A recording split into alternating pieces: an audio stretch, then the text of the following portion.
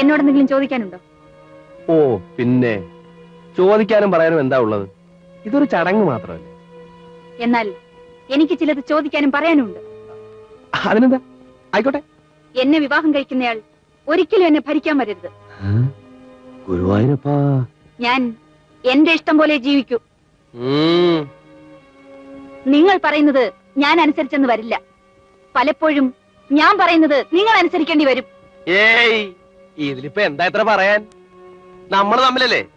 രോഹിണിക്ക് എങ്ങനെയൊക്കെ ഇഷ്ടാച്ചാൽ അങ്ങനെയൊക്കെ ആവും. ഒന്നും പേടിക്കണ്ട, ഇതൊരു അഡ്ജസ്റ്റ്മെന്റ് ആണ്. കോഡ് ഭാഷ. കോഡ് ഭാഷ, കോഡ് ഭാഷ. ഗുരുവായൂരപ്പാ. ആ, നിങ്ങളുടെയോ നിങ്ങളുടെ വീട്ടിലെയോ ഒരു ജോലിയും ചെയ്യാൻ എന്നെ പ്രതീക്ഷിക്കരുത്. വേണ്ടേ? ആരാ ഇപ്പൊ പറഞ്ഞത് വേണം? അതെ, എന്നെ മാനമായി പോറ്റാൻ നിങ്ങൾക്ക് കഴിയുമെന്നതിന് വ്യക്തമായ ഉറപ്പ് വേണം. നമ്മുടെ ജോയിന്റ് അക്കൗണ്ടിൽ ബാങ്കിൽ 1 ലക്ഷം രൂപ ഡിപ്പോസിറ്റ് ചെയ്യണം. എങ്കിലേ വിവാഹത്തിന് ഞാൻ സമ്മതിക്കൂ.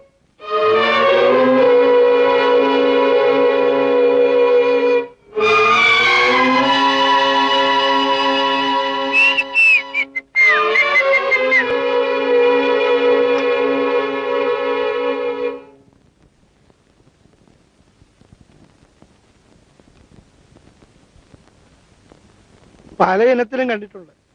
പക്ഷെ കല്യാണത്തിന് മുമ്പ് സെക്യൂരിറ്റി ഡെപ്പോസിറ്റ് ആവശ്യപ്പെടുന്ന ഒരു പെങ്കൊച്ചിനെ ഇതാദ്യമായിട്ടാണ് കാണുന്നത്. എന്ത് തന്നെ ആയാലും ഞാൻ ഇഷ്ടപ്പെട്ടു പോയില്ലേ.